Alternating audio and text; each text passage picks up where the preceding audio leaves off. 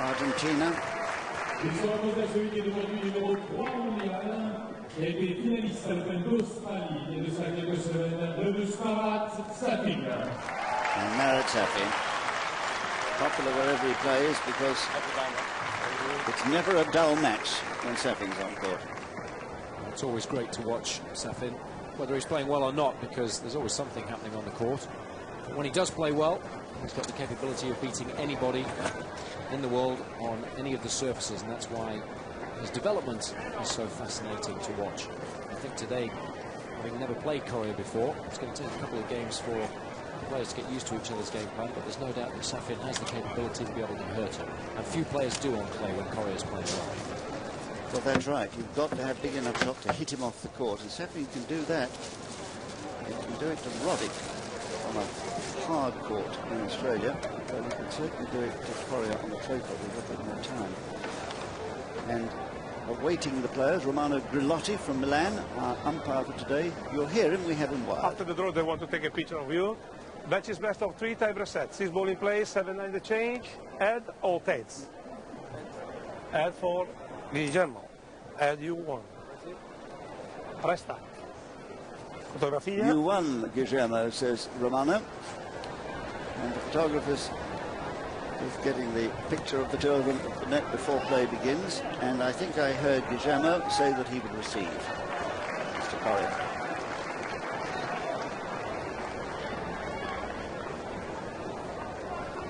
Well, a perfect setting then for this first semi-final of the Monte-Carlo Masters Series for 2004. It is Russia against Argentina. It is Safin against Coria. It is the unseed or the non-seeded player against the number 3.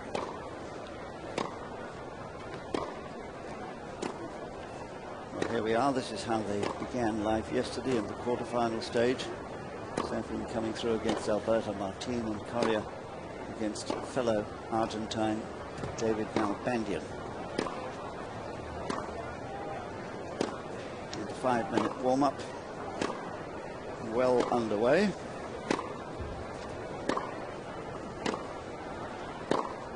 Just getting the feel again of the court. They were both out here practicing earlier, so this is just a sort of reminder of conditions today.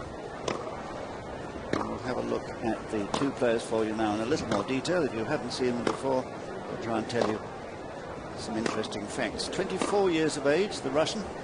He's been a pro since '97. He's won 11 singles titles. He started collecting those in 1999 in Boston. And the last he won was 2002, the Tennis Master Series in Paris. And I remember he nearly knocked himself out in that account and finished blooded but unbowed. He won the tournament with blood all over him. $9 million in prize money and a lot more in endorsements. 16-7 his win-loss record this year, a very, very healthy ratio. That all began, of course, in Australia with that run to the final. $500,000 in the bank this year. Third in the race, 25th though on the entry computer. And that's because what we'll be telling you about, he had a very interrupted year last year because of a wrist injury. 65-37 his Masters Series win-loss record, and that's also very healthy plus there. And he's won 3 of these titles. The Canadian Open in 2000, Paris that year, and as you heard just now, Paris in 2002. Didn't play here last year, so the semi-final is the first time he's reached this stage. In fact, the first few times he came here, 1999 to 2001, he lost in the first round without winning a set. This is how he got to the semi-final. Olivier Rochus of Belgium was the only man who really looked as if he might trouble him by taking the first set from him, but he was beaten 3-3 after that. Max Mirny, the big Belarusian, straight sets fell to him, and then Wayne Arthurs, the lucky loser from Australia, did well to get to the third round, but he was beaten 4-2. I never felt Alberto Martin once Marriott got down to business in a final set really ever looked threatening. 6-1 in the third.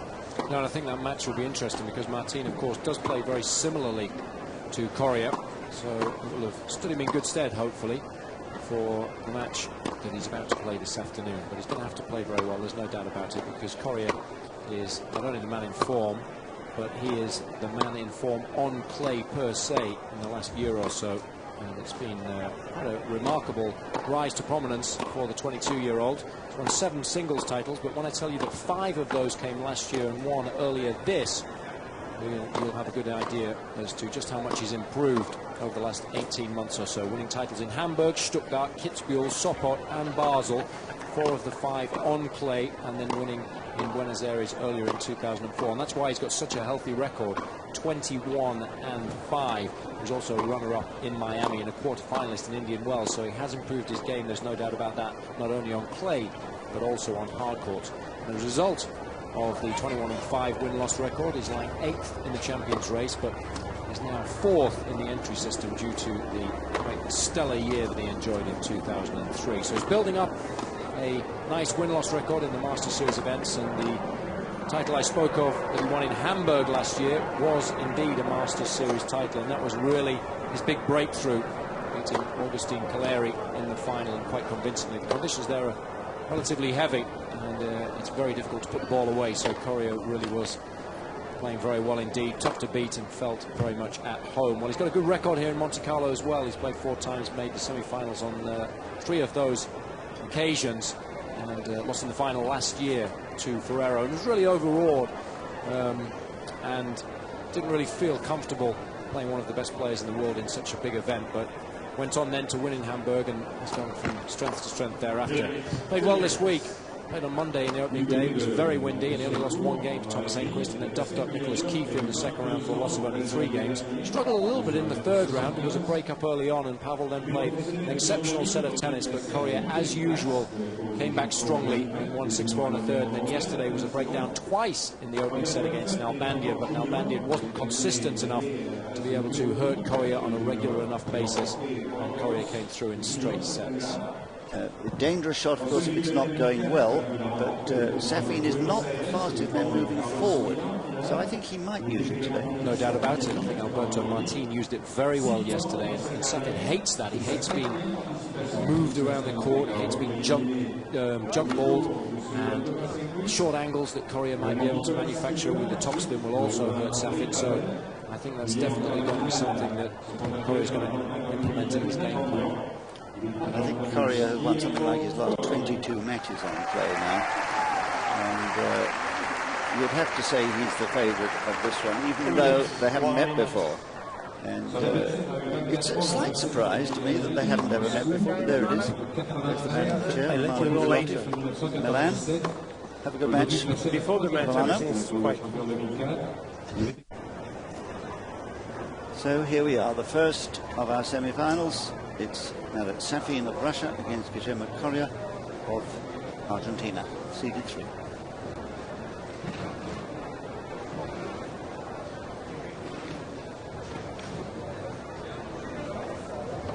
Coria seems ready to start. He's moving the board along, and on it you'll see that shield, a proud shield representing the title he won last year in Hamburg on this same surface against fellow Argentine Caleri. And when Agus is playing, they have to have bigger boards. I think he's won 16 more than anyone else those Master Series rounds. So here we go. Coria won the toss, said he'd receive, so here goes Safin on serve. Play.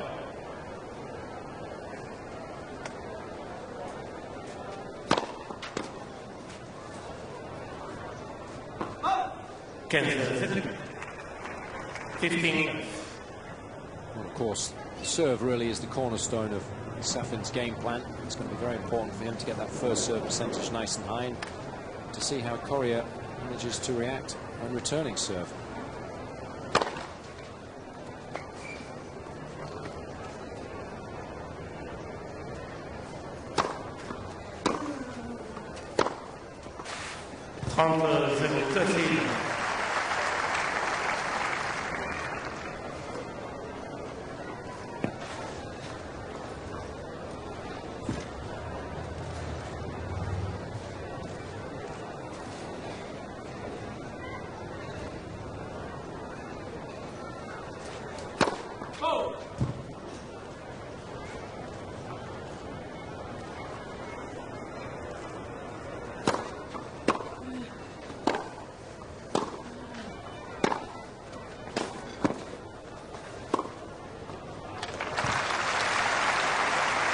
Safin is so dangerous on any surface, but on clay he has the time to be able to get it set up unless the ball is kept to an exceptional length, and then when he moves inside the baseline, takes the ball on the right, it's very difficult to defend against.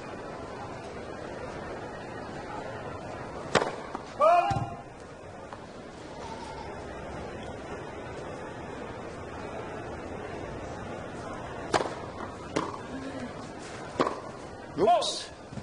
Well, the backhand down the line was one of the outstanding shots of the Australian Championships this year from Safin, particularly in those two matches you mentioned. He beat first Roddick and then Agassi. They were like bullets.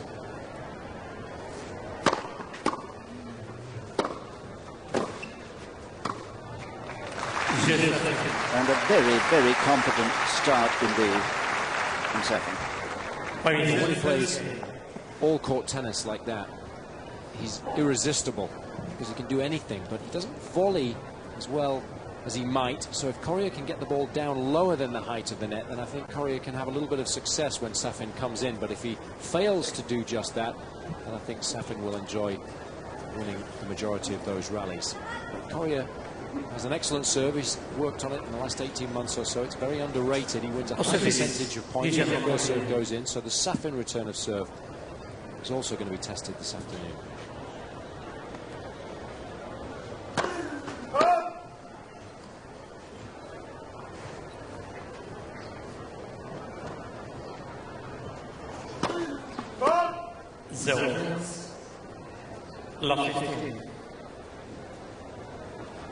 He got to the final here last year. It was his first Masters Series final, and I felt he was a bit inhibited in losing quite easily to Ferrero that day.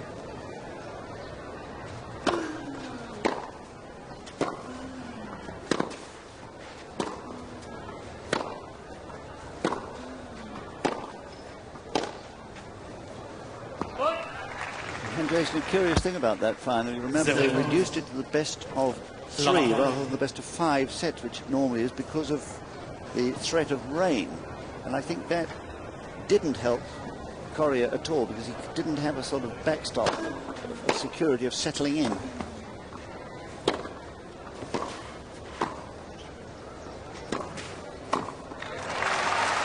it's good tennis from Safin. Coria did, on this occasion, manage to get the ball lower than the height of the net, forcing Safin to volley the ball up, but the Russian controlled the ball very well indeed, managed to get the ball back deep, and Coria was out of position and unable to do enough with that attempted forehand pass to win the point.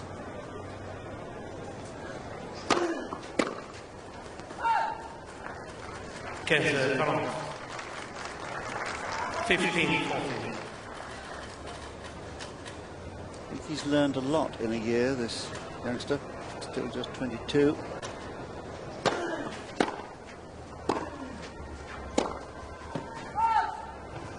Counter, 30-14.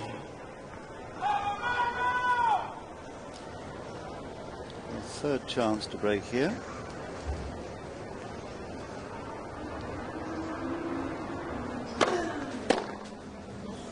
Wonderful serving. Hit the line. Yes. Well, Coria does get a high percentage of first serves in, and they have been effective all week.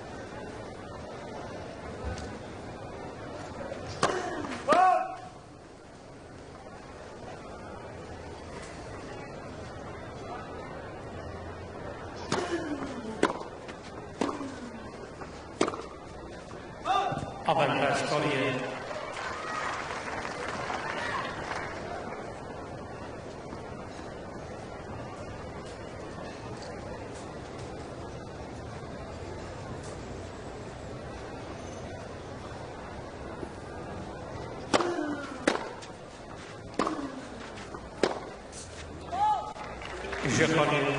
Well, Safin will really hate losing that game. Love 40 in the first service game of an opponent. What a chance to impose yourself. And sometimes you think, oh, well, it's early on, so it's not that big a deal. But it certainly is. If Safin could have been serving now at 2-love, he had a real opportunity to impose himself on this match early on. Coria will be absolutely delighted to have responded well to those 3 break points.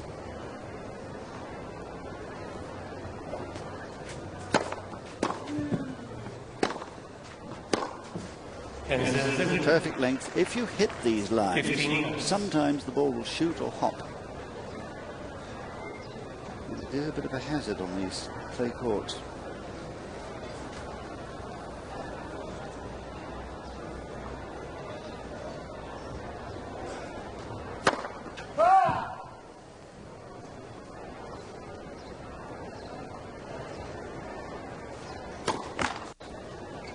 Kenza, 15. Coria's got an interesting decision to make when returning the Safin serve. Is he going to stand back behind the baseline and give the ball a little bit more time to get to him? But that also gives Safin a little bit more time to get into the net if he chooses to serve and volley. Or is he going to, as it appears early on in this match, try and take the ball very early indeed? That's giving Safin very little time to get set after the serve in the hope of trying to rush Safin into error.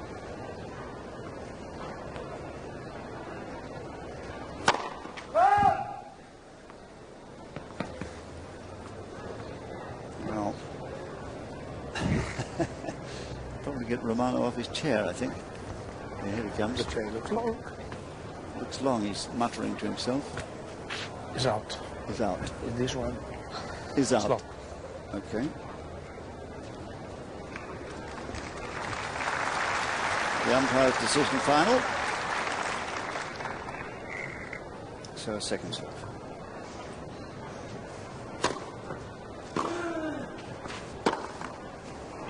Kenza, 15. How things change so quickly. Just a moment ago, it looked as if he was almost certainly going to be 2-love up. Now probably 2-1 down with a break.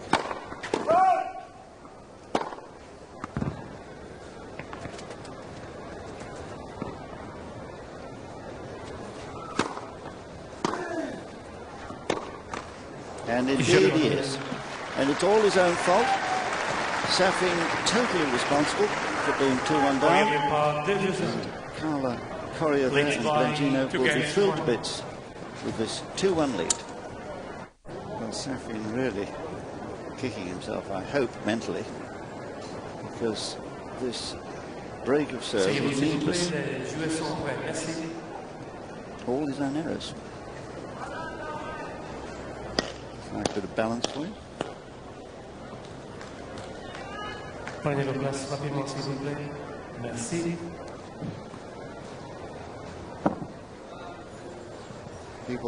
People behind Safin understand, there they are, being slow to get into their seats. Since they are low behind the court, it's quite reasonable that Coria would wait.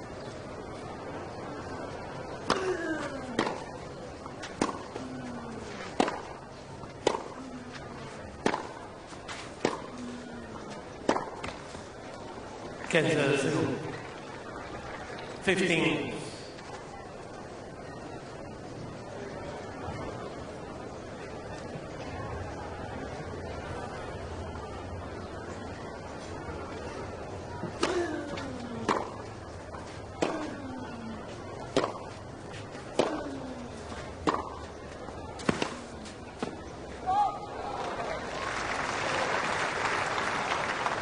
Kenza, 15. Safin's got to continue to try and come forward, get to the net as much as possible, but of course he's got to keep the unforced error count low, otherwise the rally won't progress long enough for him to be able to do that.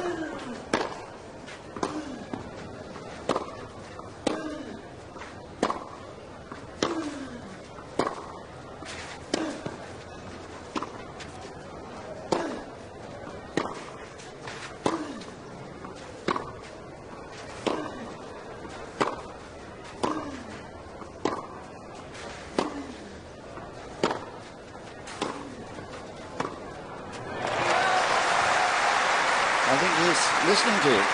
Well, absolutely perfect. He was nice and patient early on in the rally, just content to keep the ball cross-court, playing high percentage tennis. And eventually, when he saw Coria was playing defensively with the one hand on the backhand, and the ball therefore was going to come high over the net, just sneaking into the net with a nice simple volley with which to finish the rally.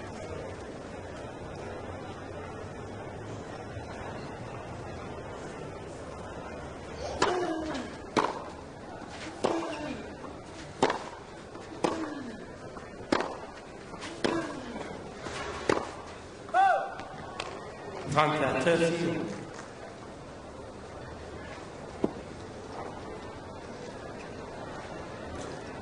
Well, that's going to be the problem, isn't it?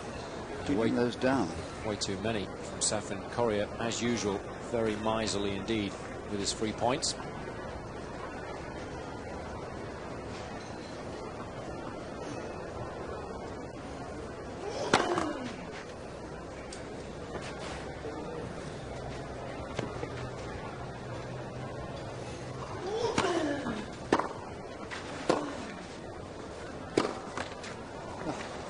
Current 40.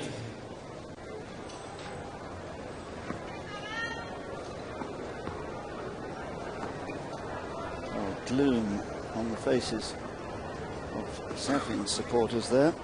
I'm not surprised.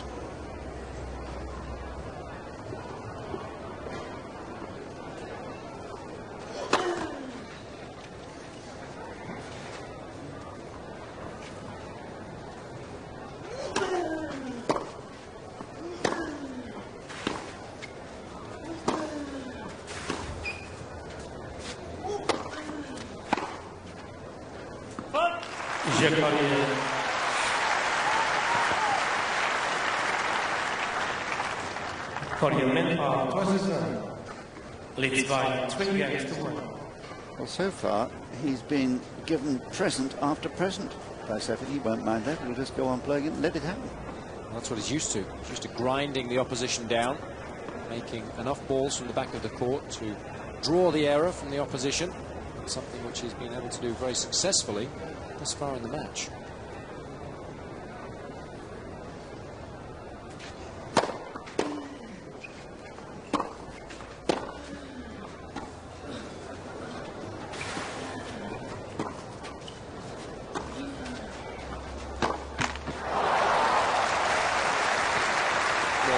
That Coria is so good at is his discipline, and every time he gets drop shotted, 9 times out of 10 he'll go back down the line, he'll play the percentages. Safin doing an excellent job of putting him under pressure with the topspin lob over the backhand side, and unable to execute that backhand down the line, which is a vital shot in his armory.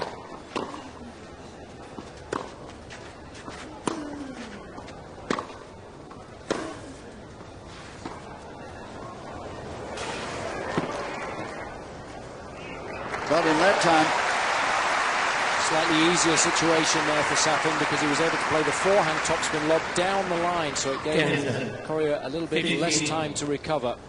But again, making Safin work hard. And Coria just not doing enough and not able to make the distance when Safin threw up the beautiful topspin lob.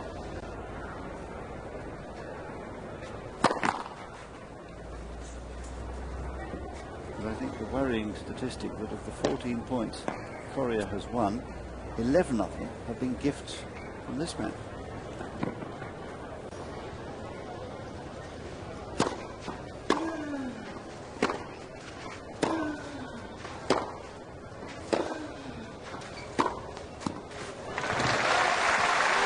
And you mentioned the backhand down the line earlier, John, and it's very important because Coria likes to rally cross-court with his backhand, so if Safin's going to win the majority of the rallies when Coria drops the ball short, it has to be with that shot there. So if it's working well, he's got a good chance in the match. If it's not, he's in trouble.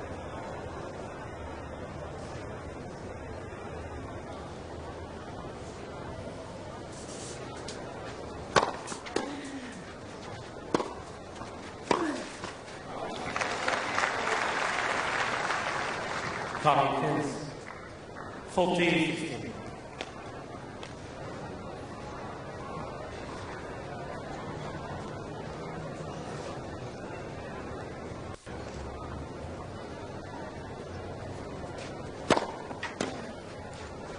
Yes, good serving.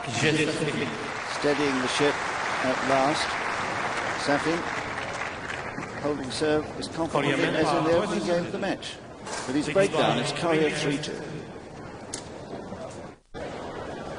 Well, the umbrellas held over the head of the players by the ball. It's quite important today. It's as warm as it's been all week today.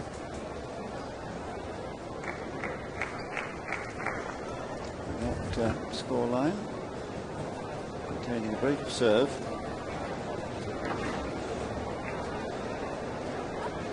Coria exactly where he wanted to be, but then he was like this against Pavel in the first set. Break up, somehow managed to lose it. Well, Pavel played particularly well, actually. Take it.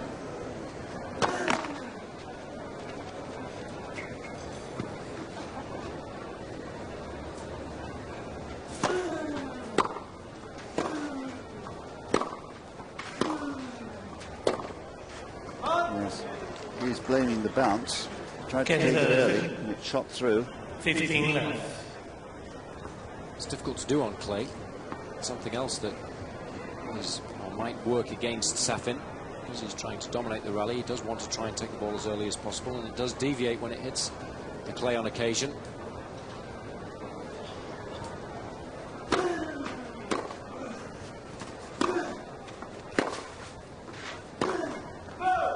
Kenza. 15. What about this fast ball they've been talking about, the players?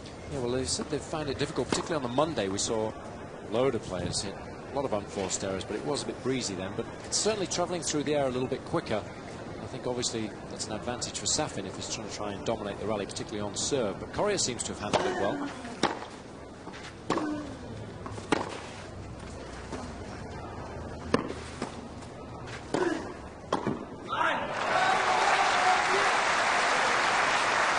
Good stuff as far as Safin's concerned.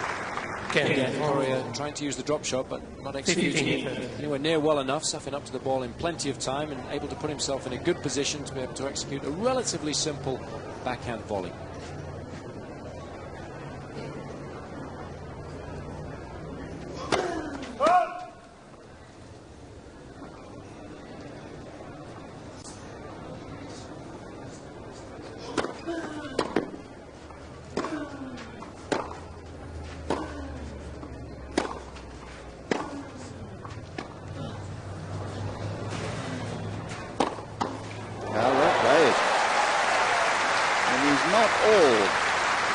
Baseline rally, he's got good hands at the net.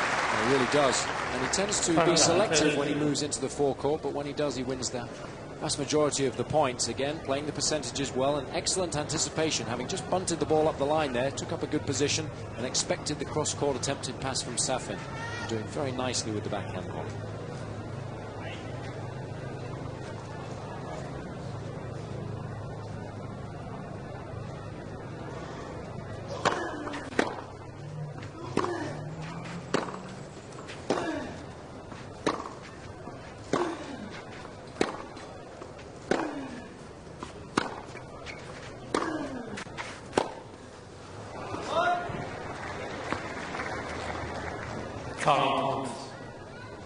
Well, we've seen that frustrated shrug of the shoulders and the what can I do about it look from him before, but he's got to take care not to unload on balls that he's not really confident of the bounce.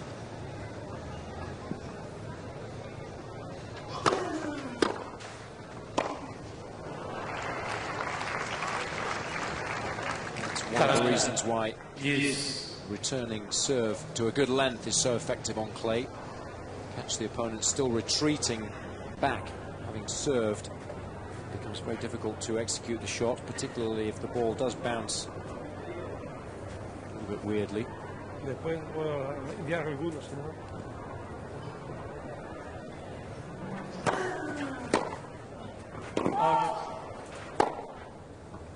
Avantage Coria.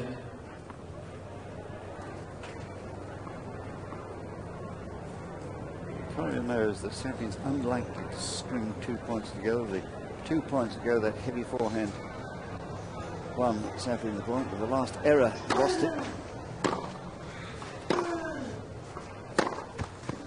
There's another gift. Thank you very much. Coria même pas 4-2. Les 2 against 2. And he's playing, as he usually does, a canny match. Sometimes he has to change his tactics. You've seen him do that against Pavel. But today, I think it's just a question of until Safin changes his form and gets more in, he'll go on doing this. Well, tennis is a very simple game. Coria does the simple things exceedingly well. Plays cross court the vast majority of the time. It's with a lot of topspin, gets a lot of net clearance, keeps his targets well inside the line. He's an excellent mover around the court, so he gets a lot of balls back in play, and he makes very few unforced errors. That's a forced error. Good serve.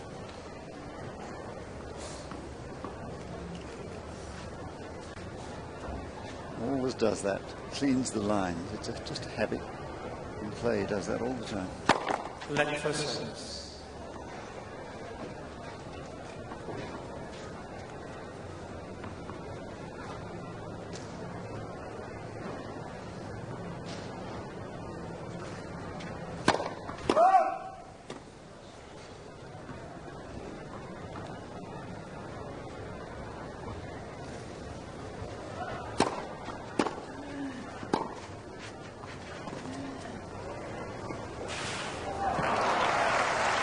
Excellent length on the return, and so therefore Safin unable to get the ball back deep enough, and he was moving backwards actually on his heels there, expecting Coria to play an aggressive forehand. That's why the shot selection was so effective, and even though he made the distance, he was unable to control the ball, attempting that short angle off the backhand.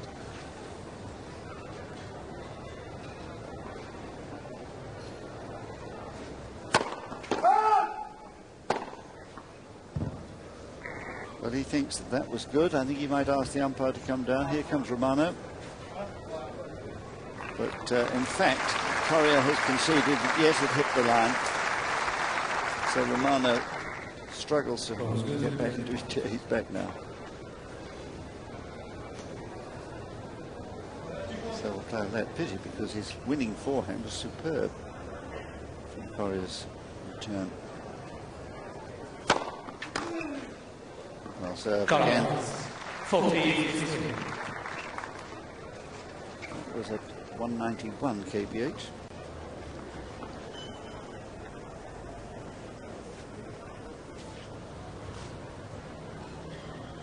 Fastest today so far, 206.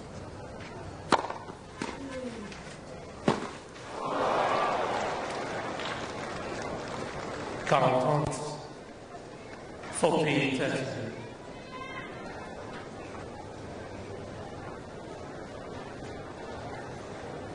He's 206 today, is the fastest he's served this week so far. Fastest of all was Moya, 211 yesterday. And then, excuse me, Wayne Arthur 216 the other day. There it is. 4-3. Coria still with a break in this first set. As we expected, most of the seats in these huge stands filled for this very entertaining battle. Two men who are very keen to win the first title here. There hasn't been a Russian winner since Andrei Chesnikov. He won it back in 1990. Though Andrei Medvedev, almost a Russian, a Ukrainian, he won it in 1994.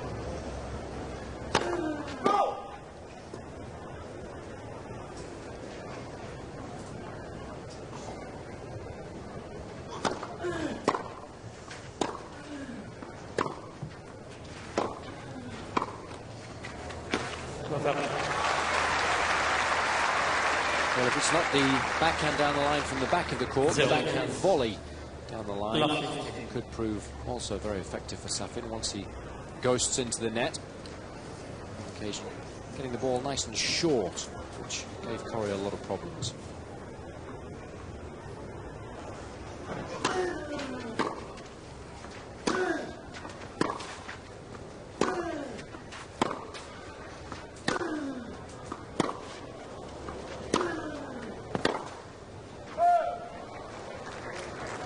Okay, 15.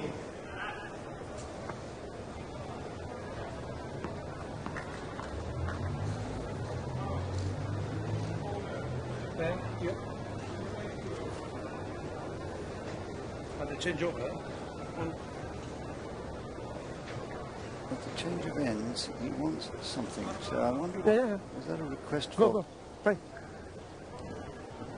for the trainer? I'm not sure.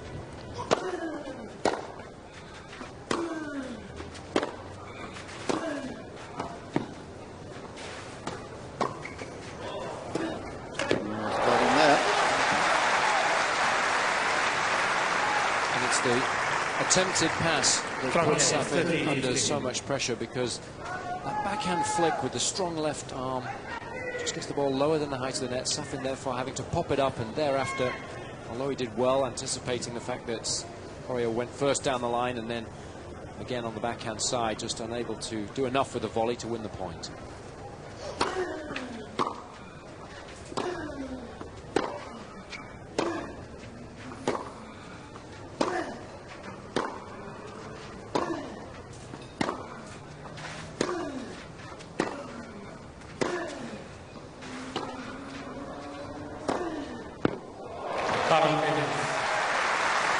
Well, we talked about backhands down the line. They don't come much better than that, do they? No, and it was the timing of the change of direction. He was very content to play cross-court earlier in the rally, and then as soon as Safin just dropped the ball ever so slightly short, Coria taking full advantage and surprising Safin.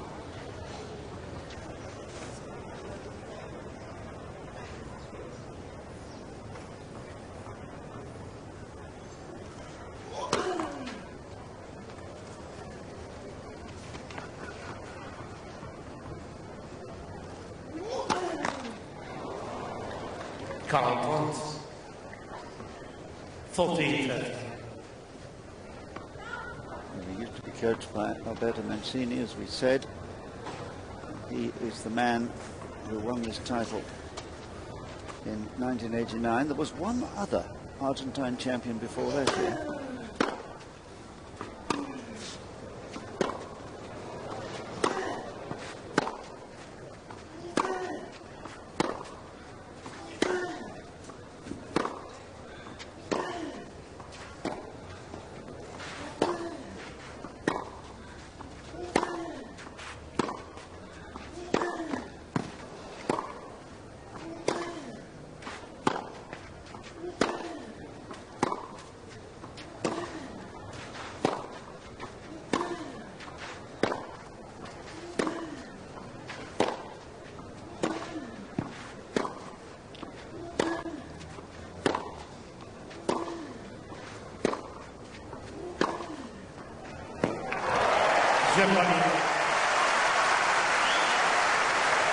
Well, the battle of wills was going on there, and it was won by Coria, who would not budge.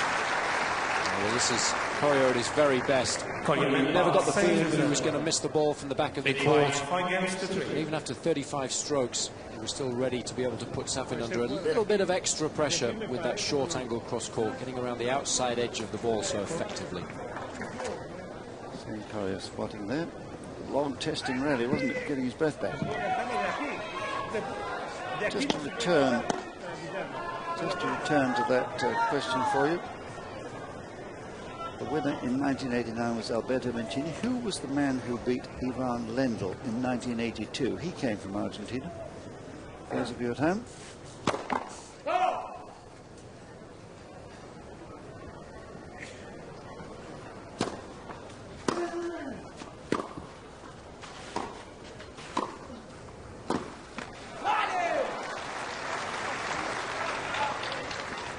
Kansas 15.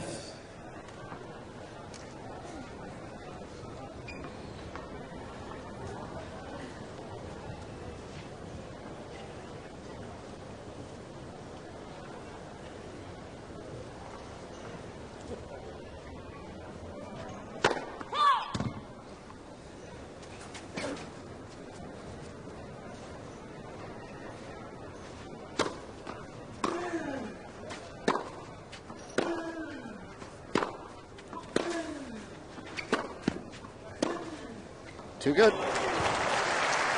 Great accuracy, great confidence. Certainly played very well indeed. Safin coming in cross court, so it did give Coria the opportunity to put the ball down the line, and Safin therefore having great difficulty recovering that shot. Always taking a risk when you approach the net cross-court, particularly when playing against Coria in this kind of form.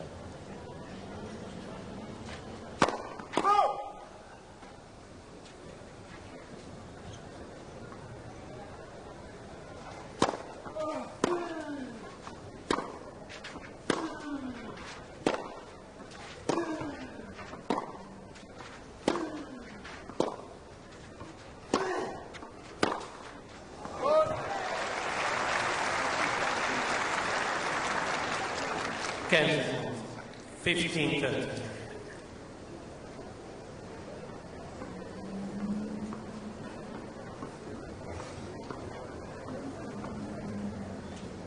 Just way too many unforced errors now from Safin. 17 in total. Just 4 from Coria.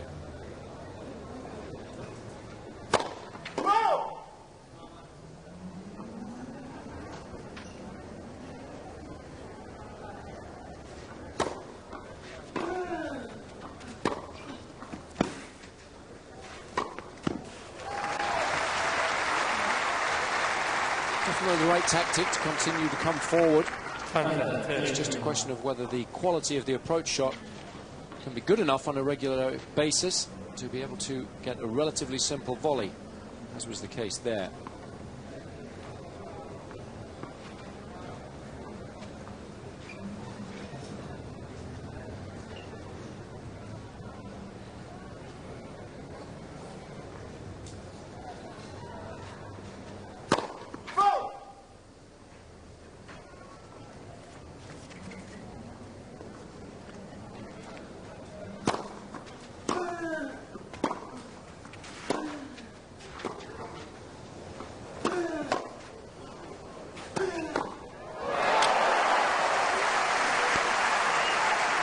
That was a big point, and Coria, infuriated by his inability to be able to put the ball past Safin, had a number of opportunities to do so, but some excellent anticipation from the Russian, first moving to his left and then his right, but just waiting till the very last moment before doing so, so that Coria didn't see him, finally winning the point. Excellent reactions.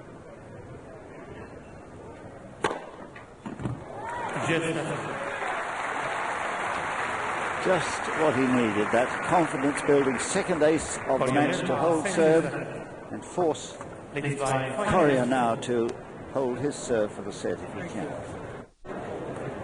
Well, he's just taken 2 tablets given to him by trainer Bastholt for some disorder, whether it's a tummy upset or a headache. Earlier this week it was pain he was suffering from, he said, and he similarly took tablets, painkillers.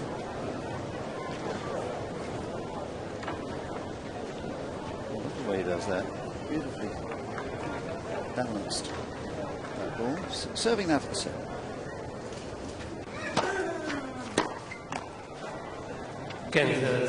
Well, I'll put you up your misery at home. The man who won here in 1982 from Argentina was Guillermo Vilas, of course. He beat Ivan Lendl in that final. He'd already won it back in 1976 and lost to Borg in the 1980 final.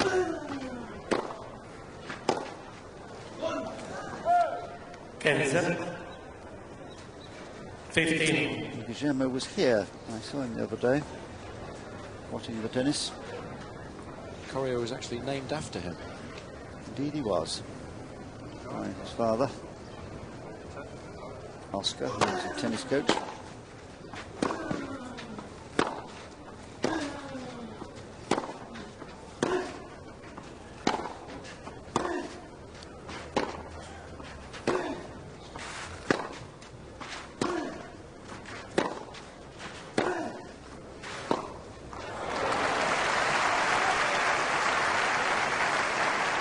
Forcing Safin to open the angle of his racket face. Attempt a sliced forehand. That should be a high percentage shot, so Safin really was frustrated with his inability to be able to make it.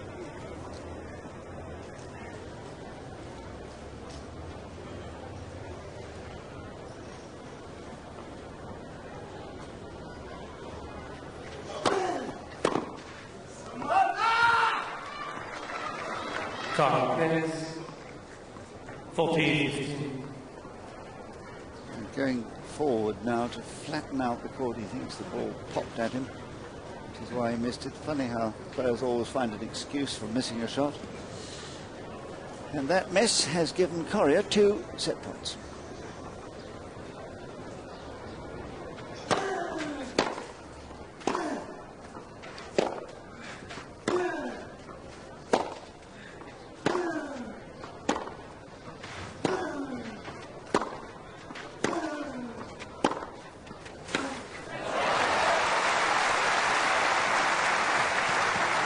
More like it as far as Safin's concerned.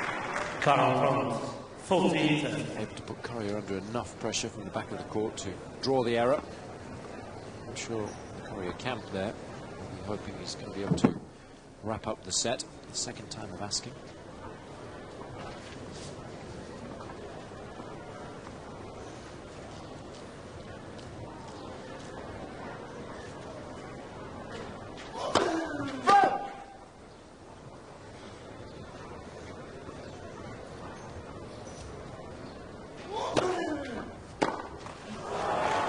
Well, what a tame ending to the set.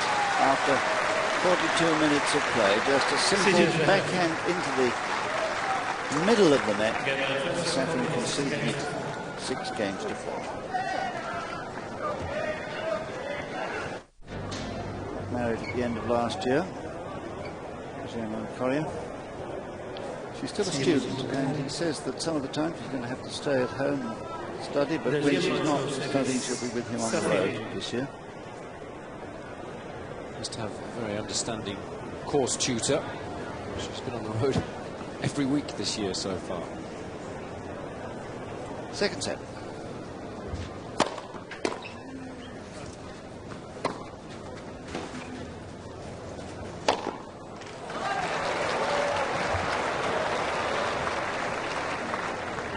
Kansas, 15 left.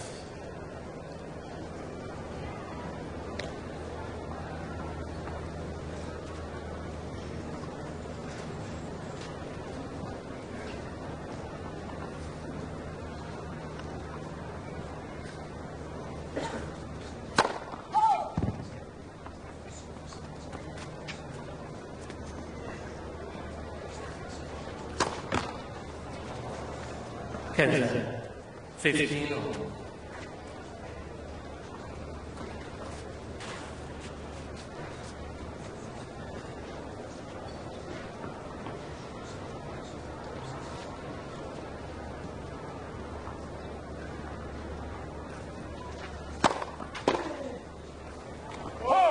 From Kansas, 30.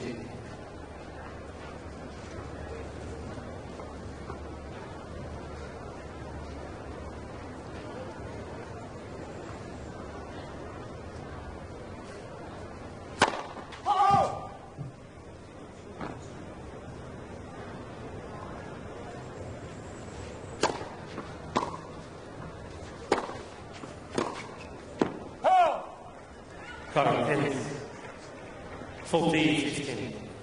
Well, whatever the pain was, he took tablets for the second match in succession, and perhaps on other occasions too, and we're told he was going to take his tablets before he came on court today and forgot.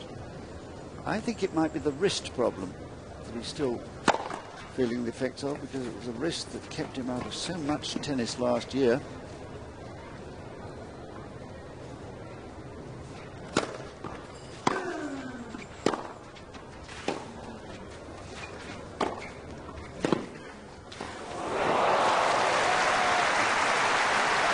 Coria is so tough under pressure. Not only did he make Safin play one more ball here, but he managed to get the ball low enough to force Safin into trying to play a very difficult shot indeed to win the point, and Safin just doesn't have that kind of feel at the net.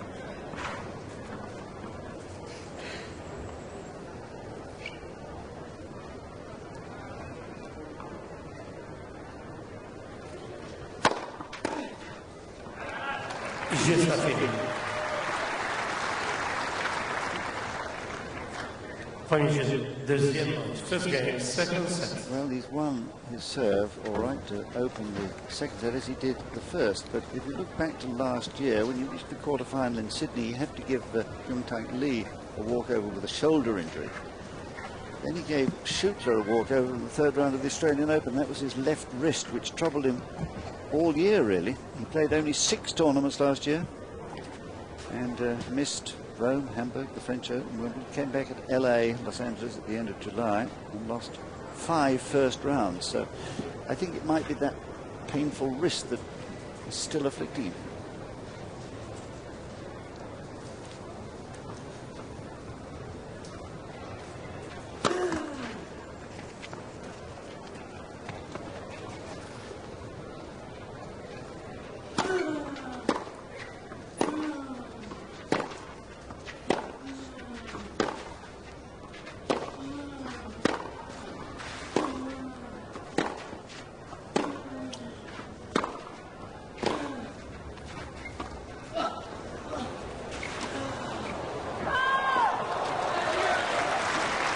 Little pirouette from Coria, missing what he should have made. Yeah, you certainly would expect him to make that shot, and he certainly expected to make it, but sometimes later in the day the court does get a little drier, and therefore it's just a little bit more slippery. Both players accustomed to sliding, but Coria doing it a little bit better. Some fancy footwork there. Well, we'll have to alert the Bolshoi about his talents.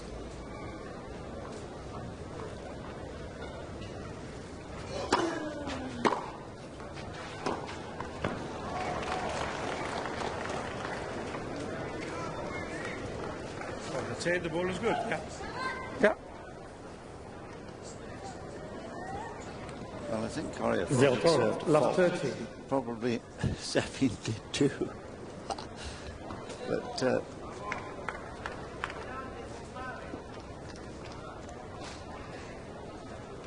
given in, and Coria waiting for the call, missed his shot, so he feels a bit miffed at love 30. Ken, 15-30. Safin coming to his rescue as he's done 19 times already in this match with another gift.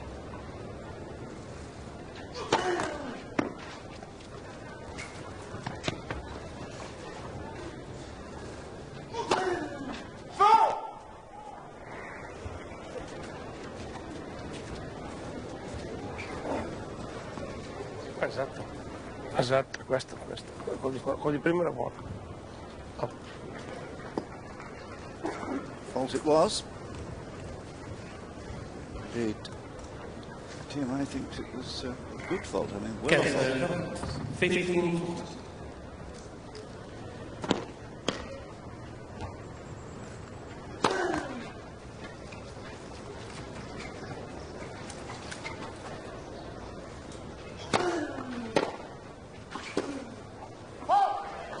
Well, suddenly there's a change. Coria double faulting, missing the lines. Extraordinary. A sort of messy game for Coria. Yeah, just total lack of concentration. I guess that happens occasionally. It doesn't usually tend to happen for very long, so he'll be looking to hit back immediately here.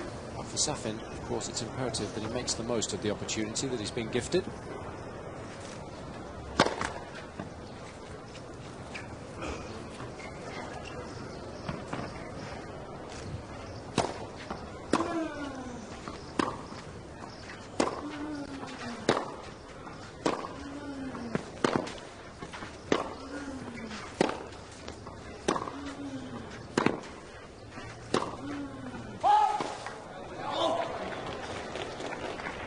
Kansas 15.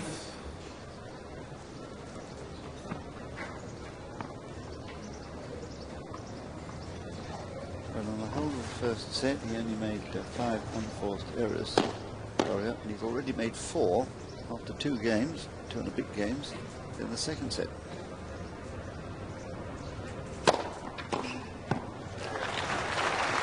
Which is twice as many as Safin's made in this set. So Safin doing a good job of managing to stem the flow of 3 points that he's given Coria. Coria just losing his concentration and focus, and it's cost him dear so far in this set.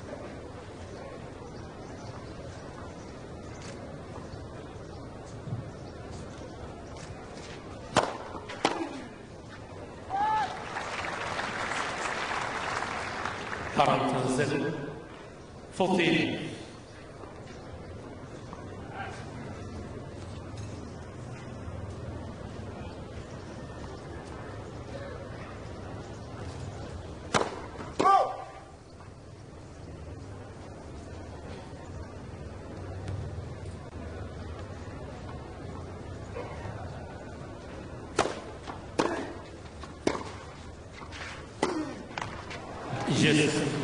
Safin's won 9 of the last 10 points. And is 3-love with a break in this second set.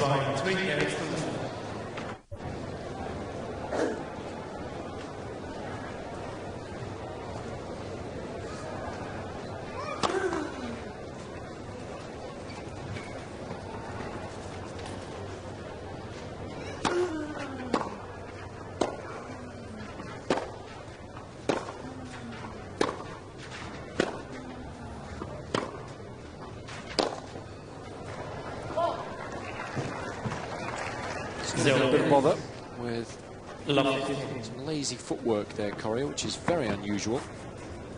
Usually manages to get himself positioned perfectly, even when under extreme pressure. That's why he's able to execute the vast majority of his shots well and keep the unforced error count nice and low.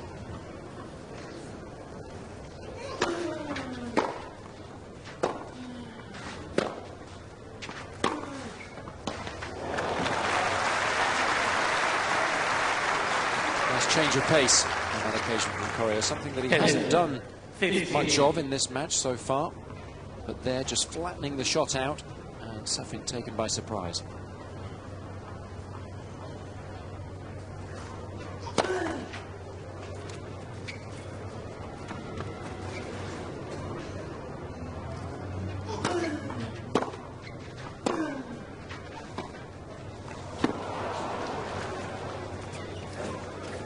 France 30.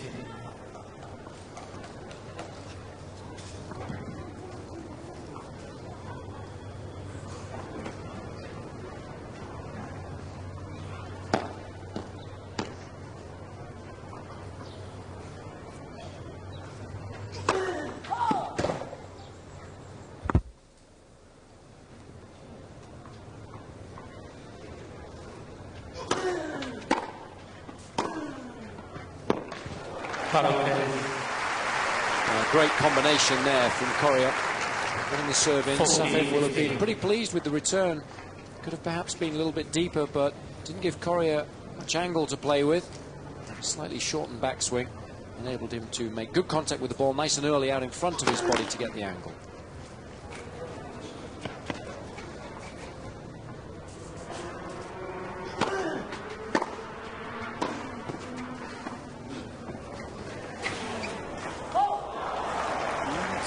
Time he's come into a short ball, a drop shot, and missed the one down the line. And it's very unusual. It's the right play, it's the high percentage shot. Safin wasn't really covering it, and Coria, although he was under a little bit of pressure, would have wanted to do a lot better, having made the distance relatively comfortably.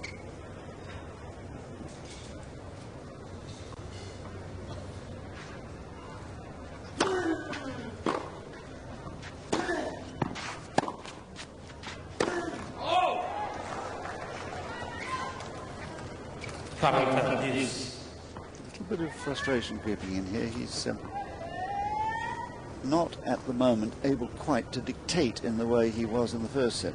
And of course the reason is that Safin has cut out the unforced errors. He's having to work harder.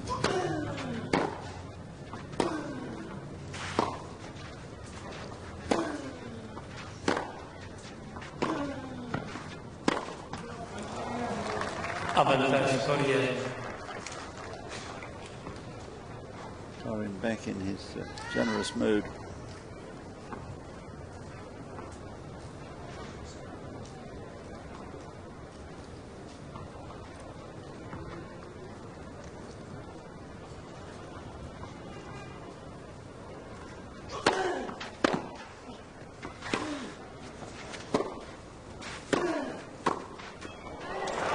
Good. It looked like he got a little bit too close to the line. But just catching it. So doing enough with the backhand volley. Unconventional in terms of technique with that back arm finishing very high indeed, but getting enough side spin on the ball to create the necessary angle and just catching the outside edge of the line.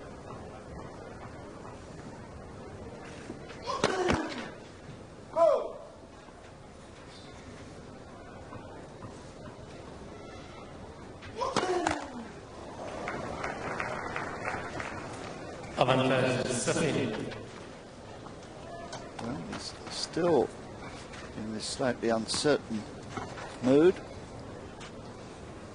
4 double faults now, and here's Safin's chance to improve on that 25% record on his break points.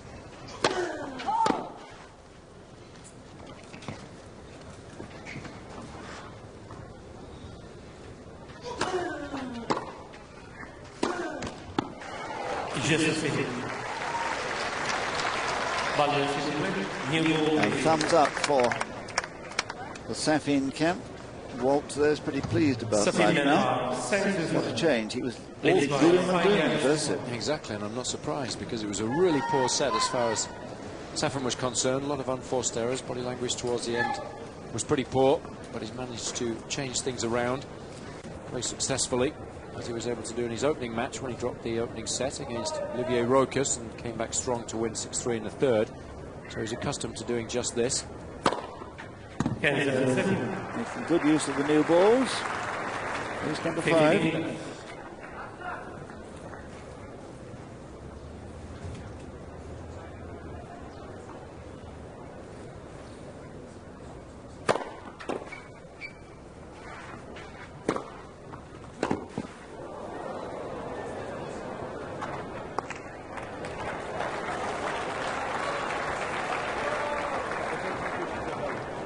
Well, the ball boys are supposed to let the ball drop, not catch them. Guillermo, it's not a nice thing to see, but he was here next to the chair. Well, common sense has prevailed. The ball was clearly out. I mean, it wasn't anywhere near going in. True, he should have let it bounce.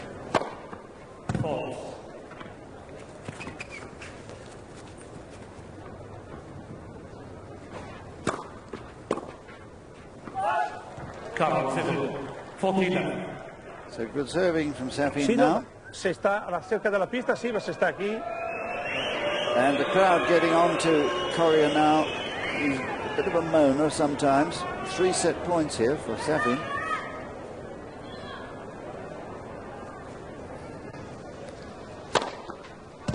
And ace number 6 completes the job in just over the hour, 68 minutes. And we are at 1 set apiece.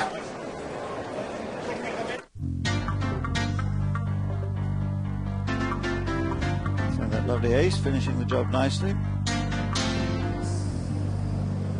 Safin's done well to get his head straight because he was looking very frustrated at the end of the first set. And, I've seen him play matches where he's just sort of not thrown in the towel. He said it just hit like hell and missed a lot, and the match is gone, but not today. Well, a few of his matches this week have been like that. Played a poor opening set against Rochus, but came back to win in 3. Played a poor second set against Alberto Martin and came back to win in 3. And then played a poor second set. Both of those matches, but managed to recover well. So whether he's going to be able to do so today or not remains to be seen.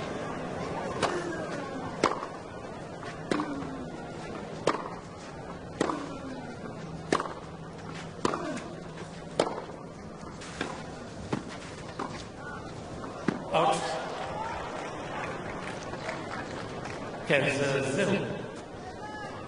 15.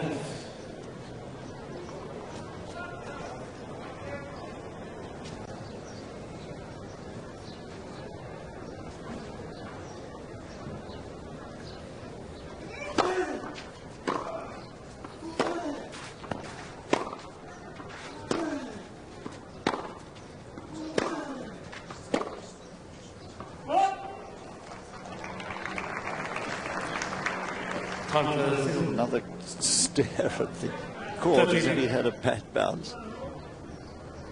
I cannot. But they've just talking to me about the court, but Marat, I cannot really. No, they've just dragged it. Improve anything. Yeah. Marat, I cannot improve the condition of the court. You know that. Yeah, but. They just. I mean, it's not like only for me.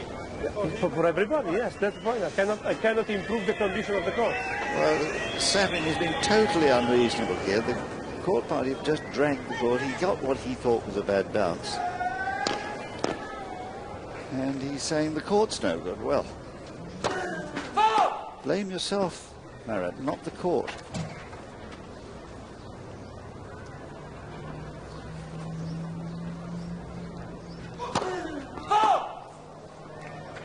Well, what he has done is to disturb the concentration of Coria, and he'll be annoyed now.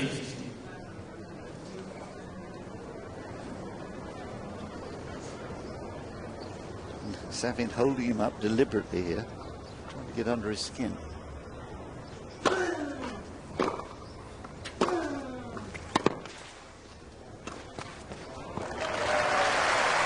It's nice feel at the net from Coria. Would have been easy to have got a sudden rush of blood to the head and tried to do too much with that forehand, but concentrating nicely and just dropping the ball short so that Safin had absolutely no chance to be able to chase that ball down. Good control of the racket head.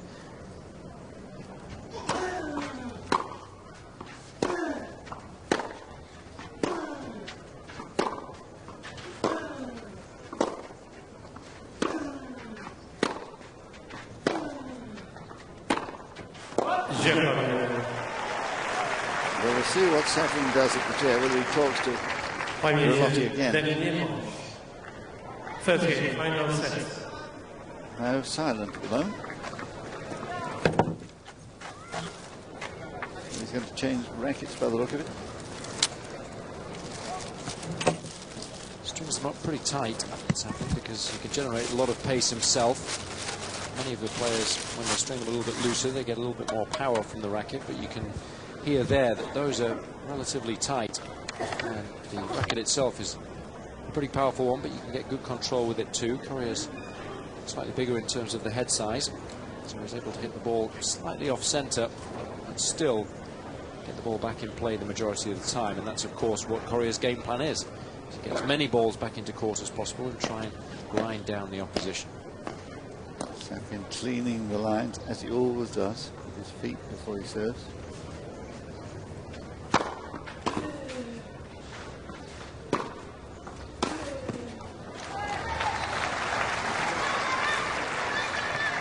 Kansas 15.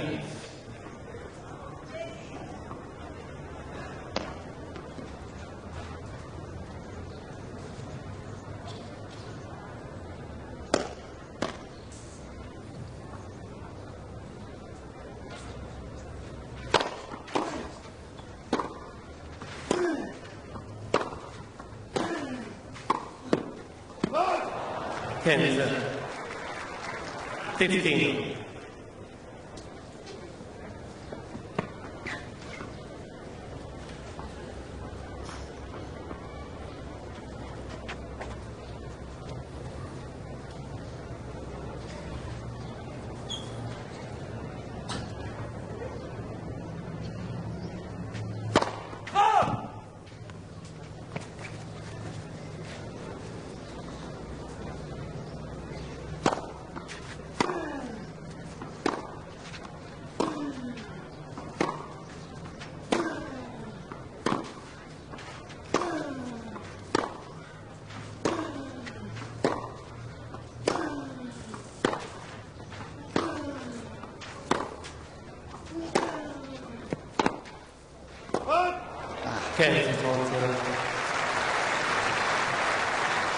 Well, both players have responded well at the beginning of this third set. And you feel early on now that these are crucial moments.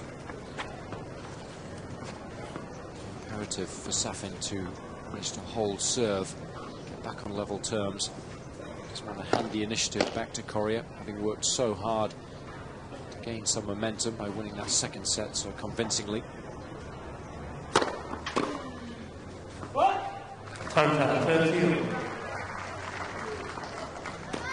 Yes, this was the problem in the second set, returning the Safin serve. A nod from the coach. Come on.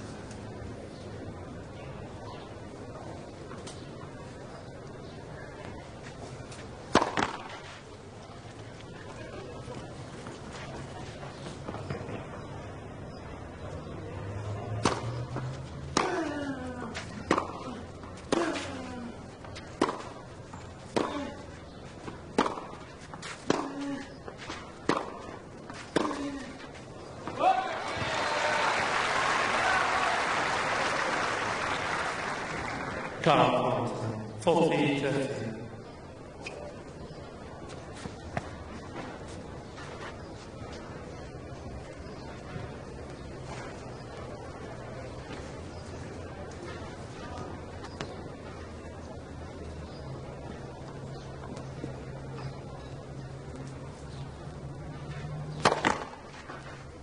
Left assistance.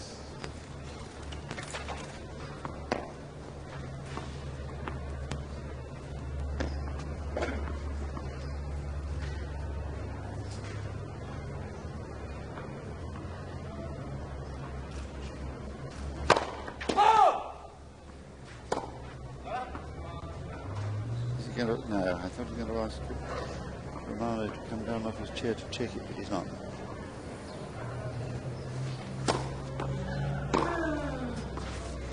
Oh dear. Footwork not too good there.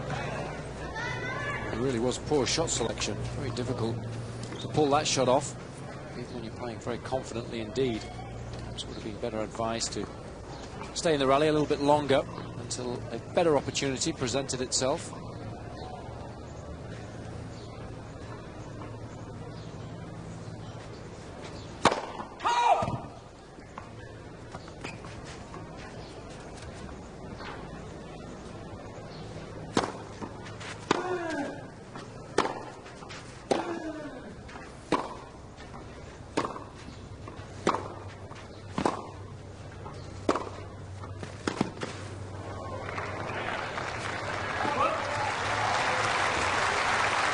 Big man forcing without error at last.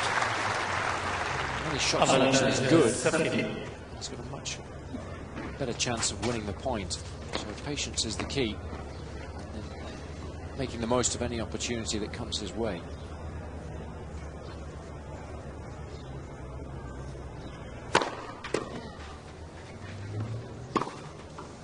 On the line, I think.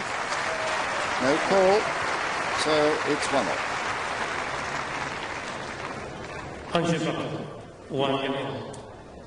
Yes, right on the line according to TMI. Couldn't be more accurate. Well, we have a good match on our hands now. That both play well at the same time. It should be a grandstand finish.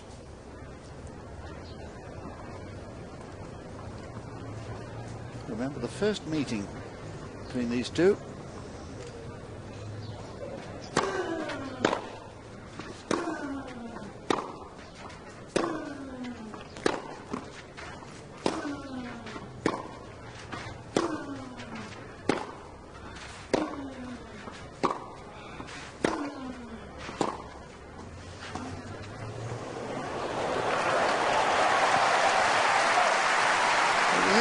Too many drop shots yet. We'll see Johannes Gonzalez there watching the action. Well, he hasn't used the drop shot as much as I thought he might. 15. But executing that one perfectly. You can see the underspin on the ball. When the ball hits the court surface, it actually moves from left to right, giving Safin even greater distance to cover before he attempted to make contact with the ball.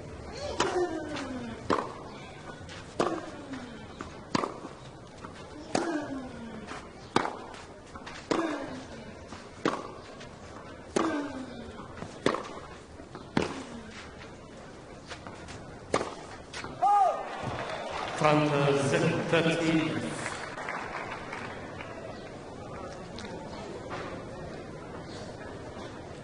Prince Albert himself, a very keen tennis player, plays here at this club and does a lot for charitable causes with some of the famous people from all sports and entertainment world. First service.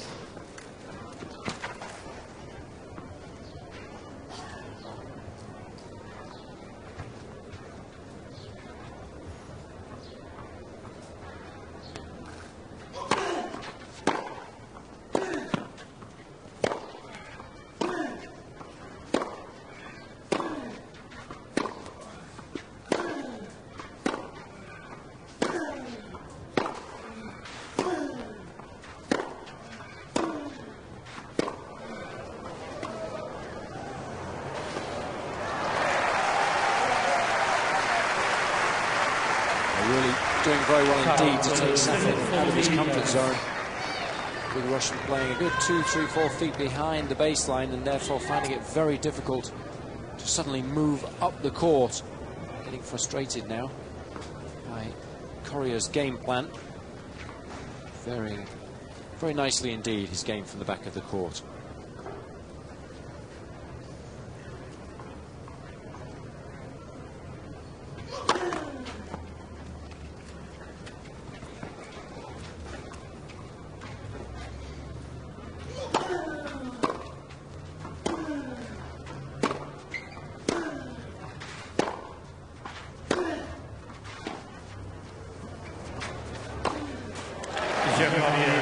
And a real bounce in Coria's step now. He seems to have regrouped mentally. His tactics have improved. He's popped in a couple of good drop shots on his two. So plenty of activity out on the Med this afternoon. A lovely light breeze for those with a mind to sail.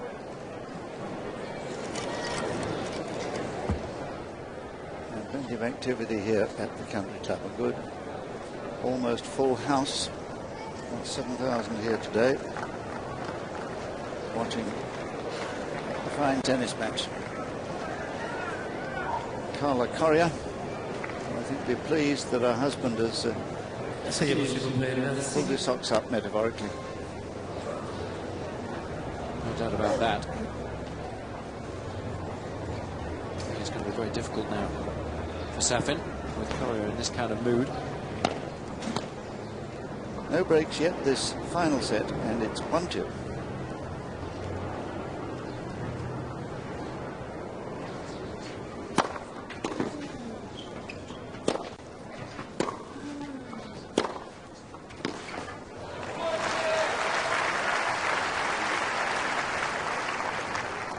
Kansas 15.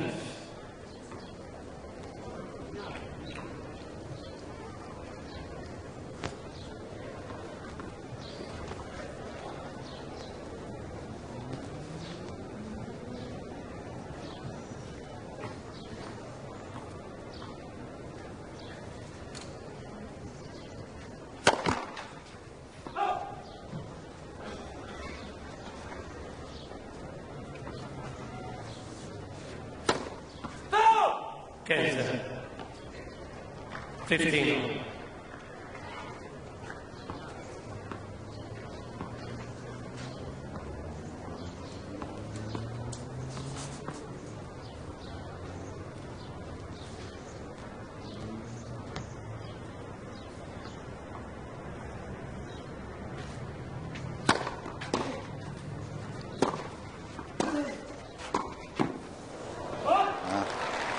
What he does so well, doesn't he? Keeps the ball low. He never takes any undue risks in the back of the court when he's been asked to try and pass an opponent. He'd much rather just get the ball back in play with a little bit of topspin, sacrificing pace for control and accuracy. And Safin, as we've mentioned before, doesn't have the best of volleys, particularly that backhand. Technique not quite as good as it might be for somebody of his ranking and ability. And it gets him in trouble sometimes.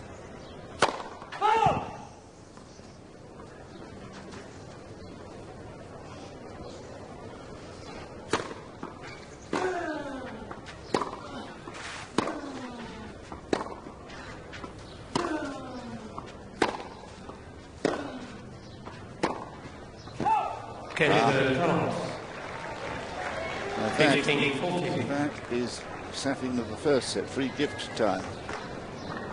Somebody ought to tell him it's not Christmas yet.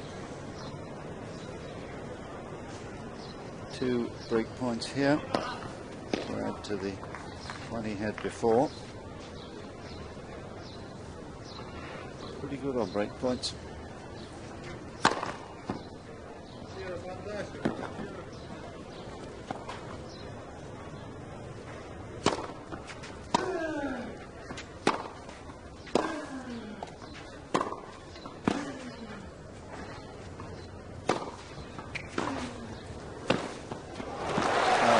Touch this time. And the approach shot was superb as well, and that's what set the point up so very nicely for Safin. Going inside out with a forehand, it's something that he likes to do. Coria forced to play defensively by opening the angle of the racket face and putting slice on the ball, and he just wasn't able to control it as much as he usually does when he uses 2 hands and hits with topspin.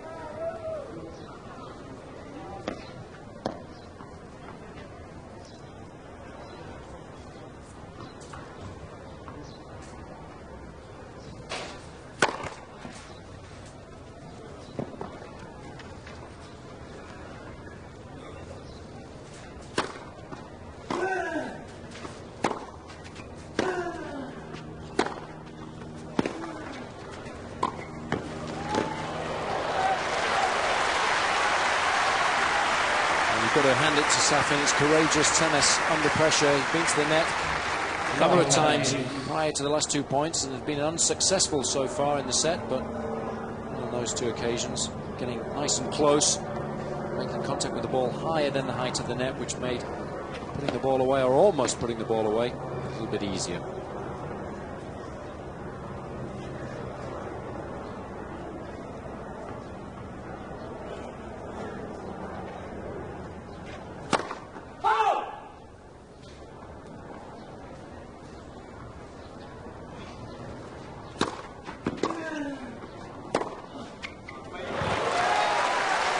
Well, this is a vastly improved Safin, it really is. This is when he's at his very best. Coria trying to step inside the baseline to take advantage of the serve, but not doing enough with the return and finding himself out of position. Safin able to take advantage of that by going back behind him very effectively with the backhand.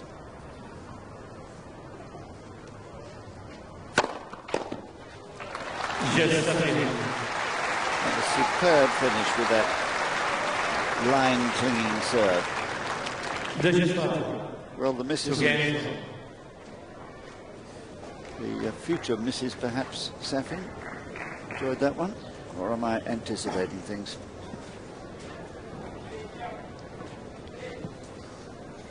Remember him with Dasher at the Australian Open.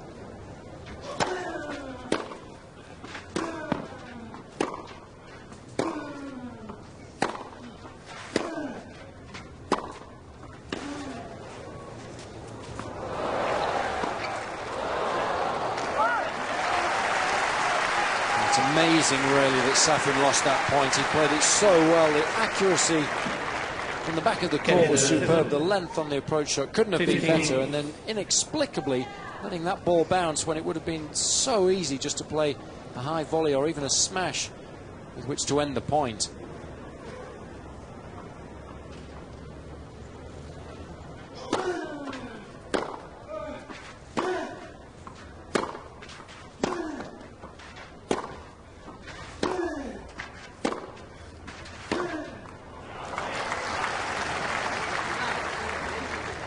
Cancel.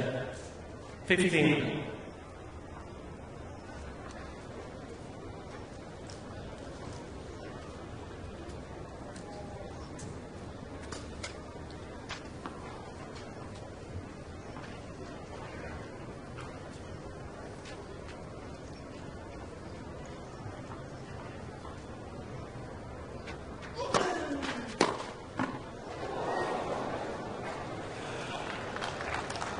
Frankens 30-15.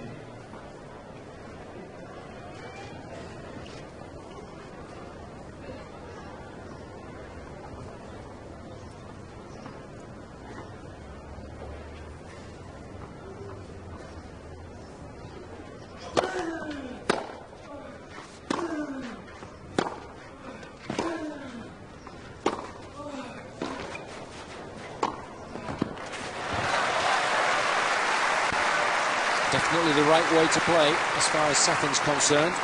He's doing it very well indeed in this third set. He's managing to open up the court by hitting the forehand inside out to Coria. And then, more often than not, he's finishing the point off with the backhand volley down the line. Technique holding firm on that occasion.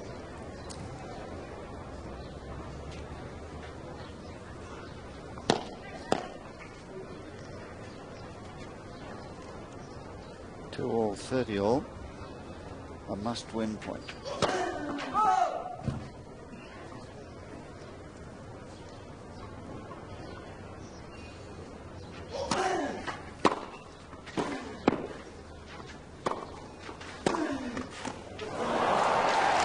Apology for the help the net gave him. Had to move very quickly there. He was unlucky because it was an excellent return of serve, and then just stopping there and choosing to take that once the ball had bounced, or perhaps once he'd hesitated, then he was lost, because had he charged in, taken that ball out of the air rather than letting it bounce first, he might have had a better chance to win the point. So a little bit of a let-off for Coria.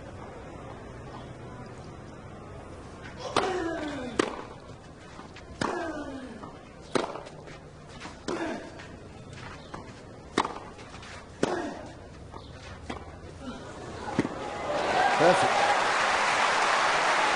Well, it was the element of surprise here which caught Coria cold, because Safin has used the drop shot very sparingly in this match so far.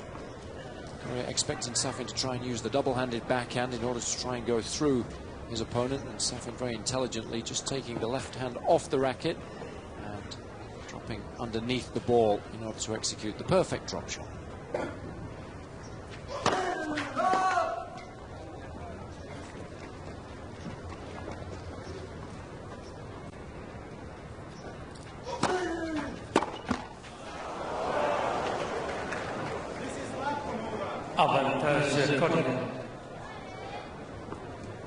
He'll be complaining about the nets next. He complained about the courts.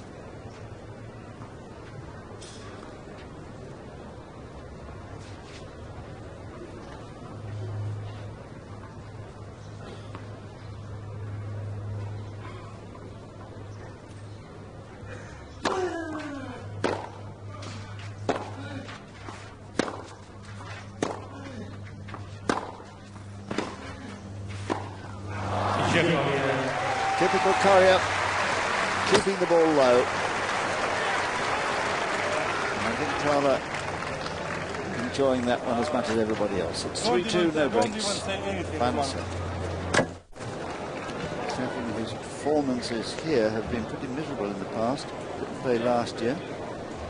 1999 to 2001, he didn't win a set.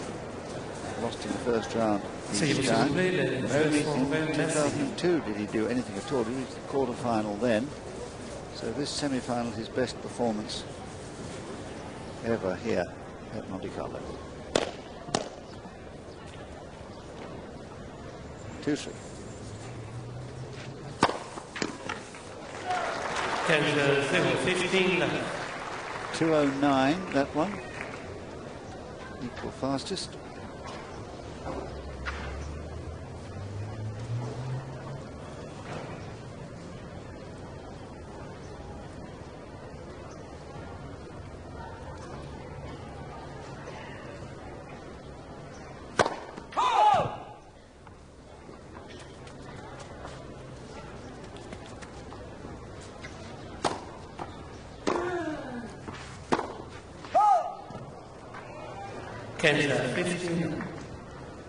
Well, Coria will keep trying to tempt Safin into going down the line, particularly on that backhand side. It's a risky shot. It's one that Safin likes to try and play.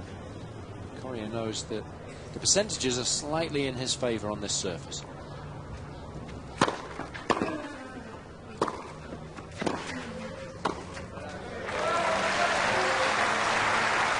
Coria just not able to get the ball low enough to really trouble Safin.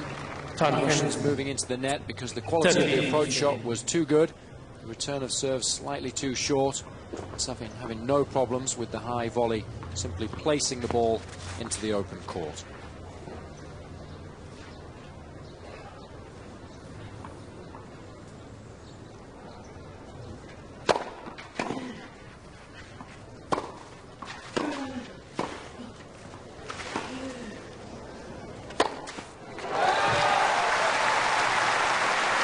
very difficult to get the ball over Safin's head, 6'4", particularly when you're lobbing cross-court from the forehand side. It presents Safin with the ability to be able to play an overhead. He's very proficient at that particular shot. Going back behind Coria to good effect.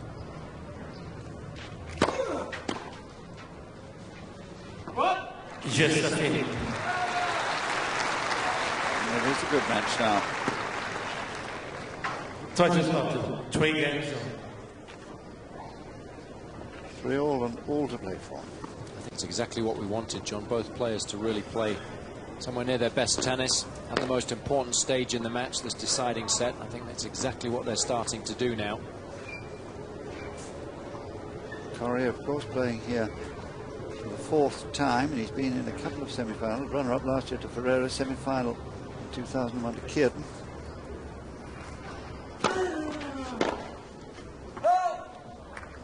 Kansas, 15 left.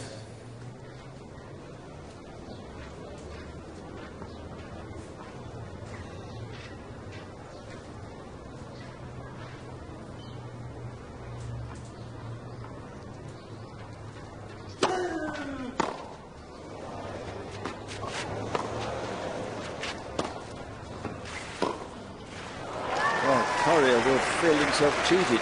That was a total mishit, that return serve. Kansas, Could have gone 15. anywhere.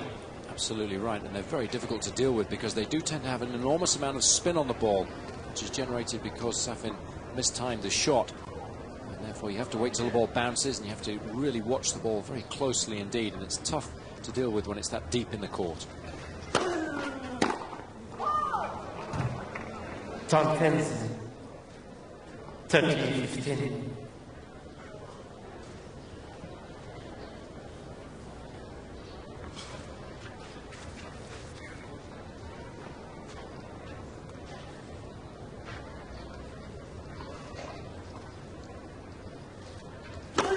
Left foot.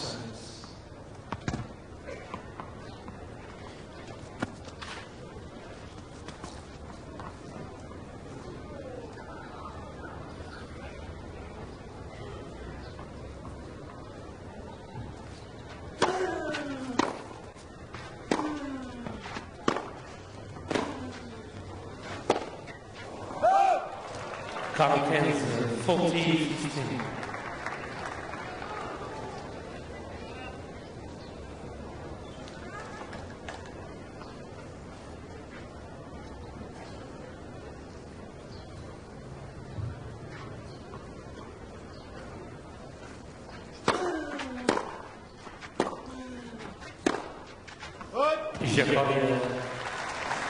A few more free gifts again from Safin. He'll have to stop doing that, as he has done in the last 45 minutes or so. It's Coria ahead with a break, ahead rather, 4-3, but no breaks. View that Blenguino has his court side, his coach, Coria's coach, Carla, his wife, Gemma's wife, married at the end of last year. Merci.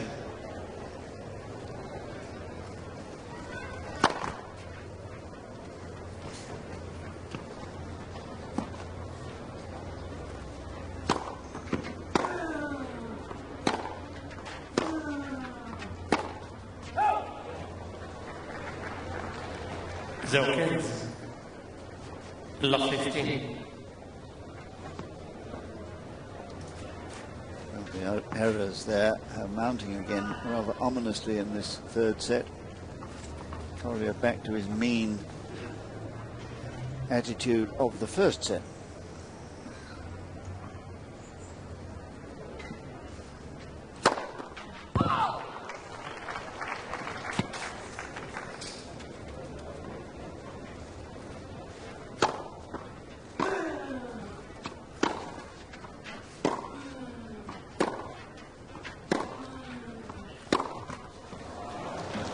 Oh dear. Love 30.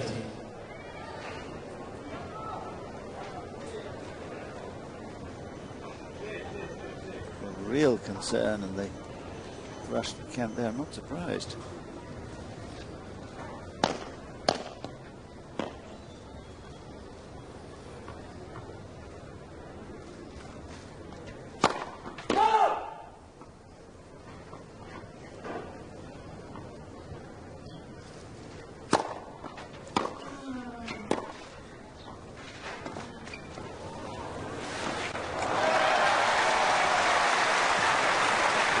So intelligent.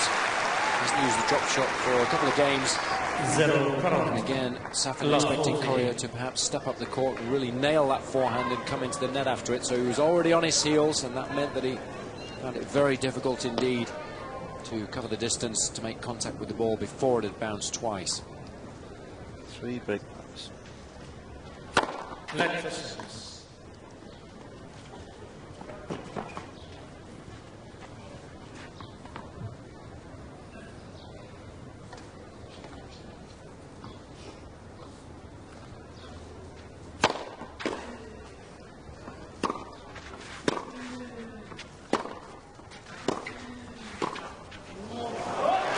The break, out goes the ball, and there'll be a code violation for that. New ball, please.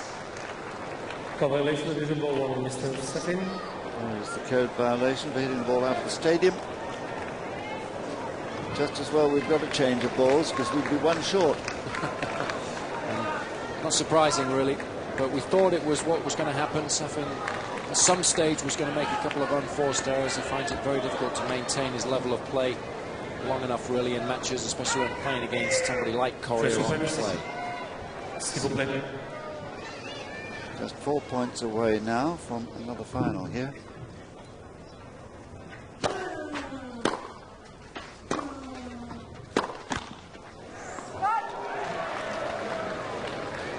Kansas 15. Walt chewing his fingernails by the look of it.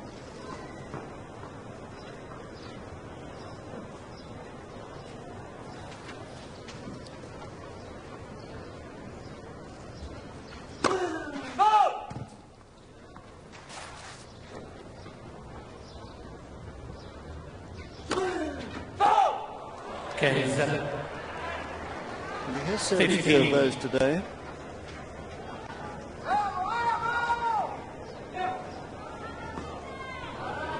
Now. I think he's just been very wary of the fact that Safin is going to step into the court and try and take advantage of anything short, so he's been going for it a little bit more today than perhaps he might against other players.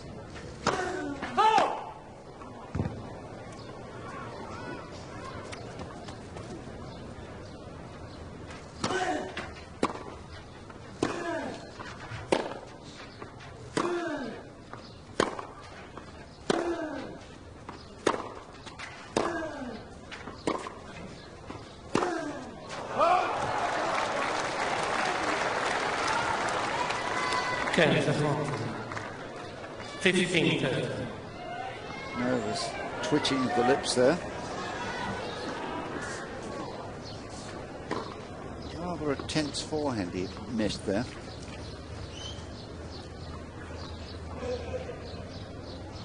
Well,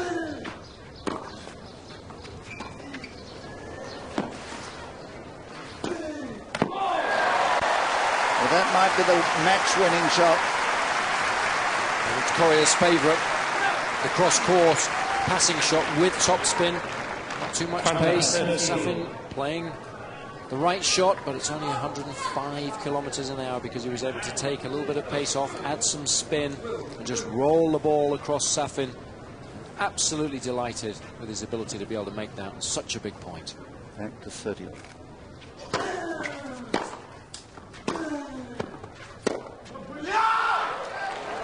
Current 40-30. And the Russian bear absolutely distraught now at another unforced error. Believe it or not, his 38th of the match. The 16th of this set, and it's given Coria here his first match point.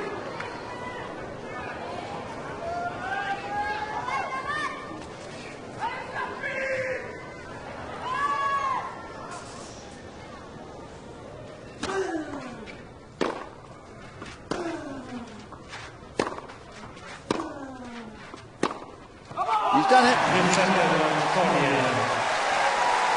6-4, 1-6, 6-4.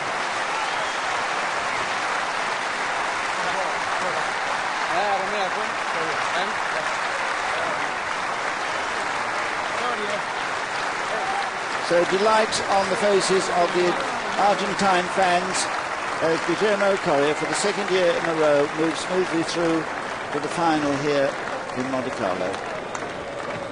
He was always the better player in the first set and the third set, thanks mainly to the errors from Safin, who only for one set showed us what he was capable of.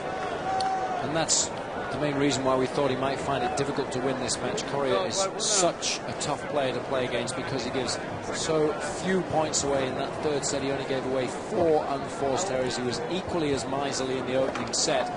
Just in the second set, losing concentration and focus a little bit, and really gifting the set to Safin. But Safin certainly is going from strength to strength this year. It's another good performance at a major event for the Russian. He'll depart a little bit frustrated with his inability to be able to maintain his level of play today, but when he looks back on both last week, when he made the final in Estoril, and the semi-finals here in Monte Carlo, I'm sure he'll be delighted with the way his clay court season is progressing.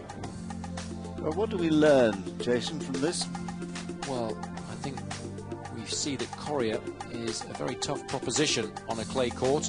Unforced errors 20 in total, but remember, many of those came well over half in the second set. So in the first and third set, when it really mattered, Coria was a very tough nut to crack. First serve percentage is high and it's effective. Safin made way too many unforced errors, 39 in total. We knew he was going to be the one that was going to try and hit winning shots from the back of the court, and he managed to generate 31 in total. But Coria really is the man to beat at this event, and you have to play very well to do that, and Safin simply wasn't able to do that today over 3 sets.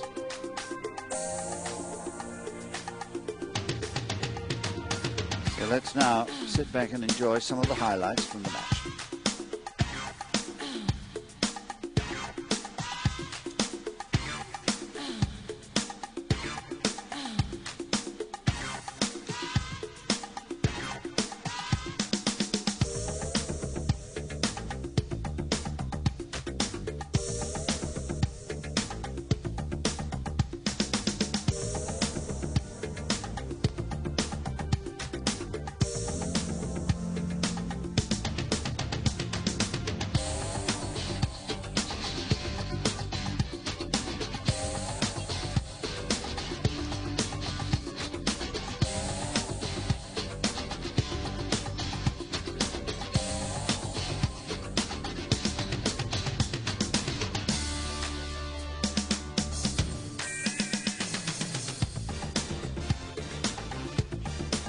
Absolute delight on the face of Coria as he slammed the ball way over the top of the stands to celebrate his victory that, as you see, takes him through to tomorrow's final.